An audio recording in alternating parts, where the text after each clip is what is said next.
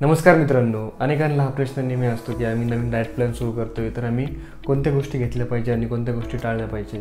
तर या व्हिडिओद्वारे मी तोच प्रश्न क्लिअर करणार आहे की तुम्ही जेव्हा डाएट घेताय तेव्हा तुमचा अप्रोच काय असला पाहिजे किंवा 4 ते 5 असे कोणते प्रिन्सिपल्स तुम्ही फॉलो करू शकतात जेणेकरून जो डाएट तुम्ही घेताय त्याचा 100% फायदा तुम्हाला होतोय. सर्वप्रथम सर्वांचं स्वागत आहे आपल्या मराठी फिटनेस चॅनलवर, ज्याचं नाव आहे DC फिट मराठी. माझं नाव आहे धनराज.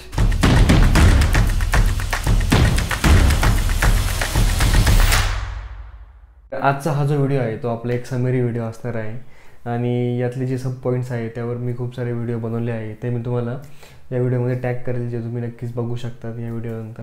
तर आपल्यातले अनेक जण जे आहे ते त्यांची हेल्दी लाईफस्टाईल जी आहे ती सुरू करत असतात आणि सुरू करण्यामध्ये सर्वात महत्त्वाचा भाग असतो किंवा सर्वात पहिली प्रायोरिटी असते ती म्हणजेच आपल्या आहाराकडे. म्हणजे जो तुम्ही डाएट घेता तो तुम्ही कशा पद्धतीने घेतला पाहिजे हा खूप साऱ्या जणांचा प्रश्न असतो. जर तुम्हाला कोणी गाईड करायला जर एखादा फिटनेस ट्रेनर असेल किंवा न्यूट्रिशनिस्ट असेल, तो पण तुम्हाला कशा पद्धतीने डाएट देतोय ते पण तुम्ही फाइंड आउट केलं पाहिजे. तुमच्या साईडने तुम्ही पण रिसर्च केली पाहिजे की जो डाएट पण आपल्याला भेटला आहे त्यामध्ये सर्व प्रकारचे वायटल न्यूट्रिएंट्स, जे मिनरल्स, विटॅमिन्स आणि मोस्ट इम्पॉर्टंटली जे मॅक्रोज आहे, प्रोटीन, कार्ब्स आणि फॅट, हे योग्य पद्धतीने आहे की नाही याची पण तुम्ही काळजी घेतली पाहिजे. तर आजच्या व्हिडिओमध्ये तुम्हाला जेव्हा तुम्ही तुमचा आहार सुरू करताय तर सुरू करण्याच्या वेळी तुम्ही कोणत्या गोष्टी लक्षात घेतल्या पाहिजे हेच तुम्हाला समजणार आहे, जेणेकरून तुमची जी जर्नी आहे, जी तुम्ही डाएट प्लॅन सुरू करताय ती नक्कीच तुम्हाला खूप सोपी होईल. ओके, तर सर्वप्रथम आपलं सर्वात महत्त्वाचं पॉईंट तो म्हणजेच की focus on what you need to eat instead of what you want to avoid. म्हणजे याचा अर्थ असा होतो की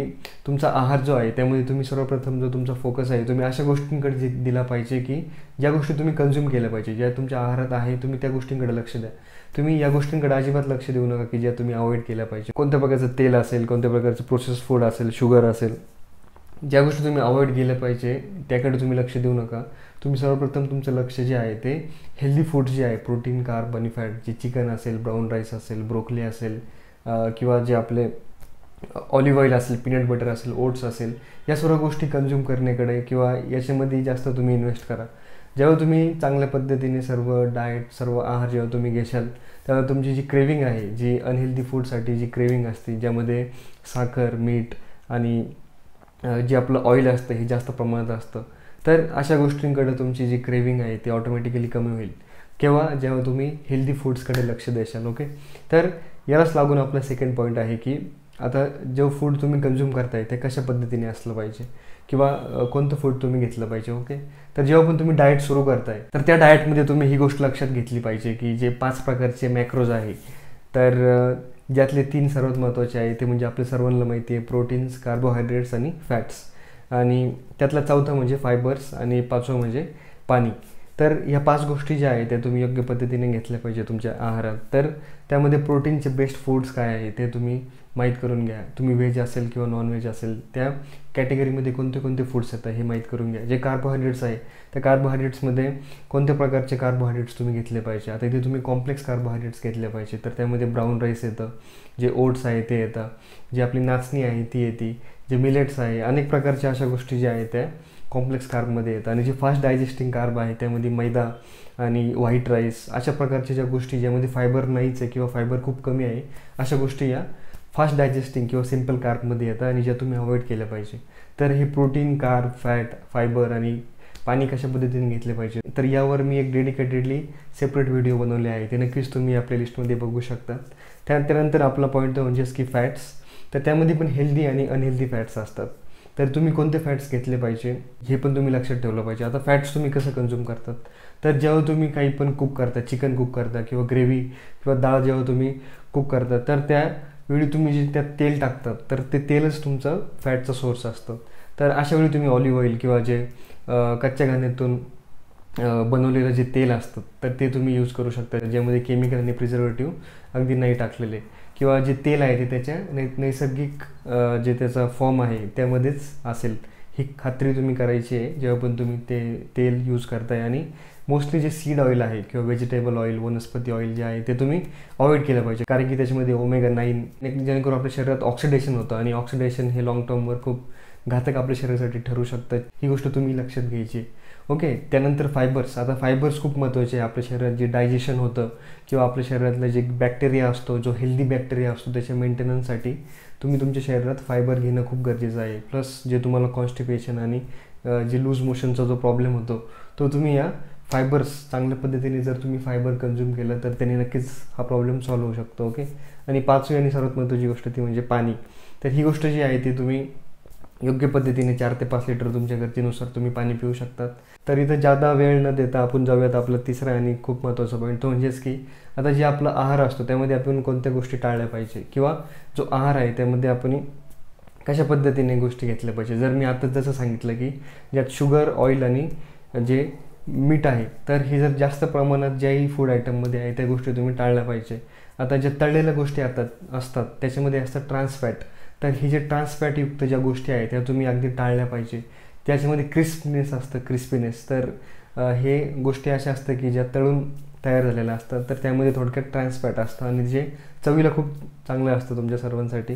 तर चवीला खूप चांगलं लागतं पण आपल्या हेल्थ वाईज ती गोष्ट जी आहे ती खूप घातक असते, कारण की ती आपल्या शरीरात पुढे जाऊन कोलेस्ट्रॉल तयार करू शकते आणि ज्याचा लाँग टर्मवर आपल्याला खूप जास्त परिणाम होऊ शकतो. ओके. ही गोष्ट तुम्ही लक्षात घ्या. तर थोडक्यात असं लक्षात ठेवा की नॉन फायब्रस फूड्स म्हणजे मैदा असेल किंवा व्हाईट राईस असेल तर अशा गोष्टी तुम्ही टाळल्या पाहिजे. आणि ज्या फायब्रस फूड्स आहे ते तुम्ही घेतले पाहिजे. ओट्स असेल, ब्राऊन राईस असेल, किनोआ असेल किंवा जे नाचणी आहे, अशा सर्व गोष्टी तुम्ही घेतल्या पाहिजे. त्यानंतर ज्या गोष्टींमध्ये तेल आणि साखर जास्त आहे या गोष्टी पण तुम्ही टाळल्या पाहिजे. यालाच लागून आपला चौथा पॉईंट येतो तो म्हणजेच की जे पॅक्ड फूड असतात, आता जे पॅकेजिंग केलेले फूड असतात ते तुम्ही कशा पद्धतीने घेतले पाहिजे. तर त्यावर तुम्ही एक गोष्ट बघायची की त्यामध्ये ॲडेड शुगर, ॲडेड ऑइल आणि ॲडेड प्रिझर्वेटिव्ह याचं प्रमाण किती आहे किंवा यातून जर काही त्या सर्व पॅकेज फूडमध्ये ॲड केलेलं असेल तर ती गोष्ट अनहेल्दी असते.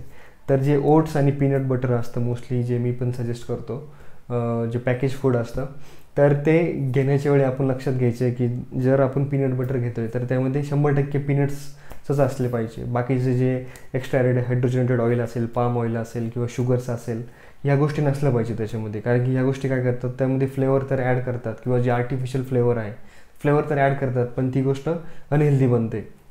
आणि जेव्हा ती आपण डेली बेसिसवर कन्झ्युम करतो लाँग टर्मवर याचा तुमच्या शरीरावर खूप वाईट परिणाम होऊ शकतो. ही गोष्ट पण तुम्ही लक्षात घ्या. प्लस जे ओट्स पण आहे, इंडियन मार्केटमध्ये खूप सारे ओट्स असे आहे जे अनहेल्दी असतात. आता ओट्स एक हेल्दी फूड आहे पण जेव्हा तुम्ही पॅकिंगमध्ये ओट्स घेता त्यामध्ये प्रिझर्वेटिव्ज ॲड असतात, काहींमध्ये मसाला ॲड केलेला असतो. तर ह्या गोष्टी तुम्ही टाळल्या पाहिजे, कारण की ओट्स जे आहे त्यामधून तुम्हाला कॉम्प्लेक्स कार्ब्स भेटले पाहिजे. त्यामधून तुम्हाला अननेसेसरी शुगर, ऑइल किंवा जे अननेसेसरी सॉल्ट आहे या सर्व गोष्टी नाही भेटल्या पाहिजे. ही गोष्ट तुम्ही लक्षात घ्यायची.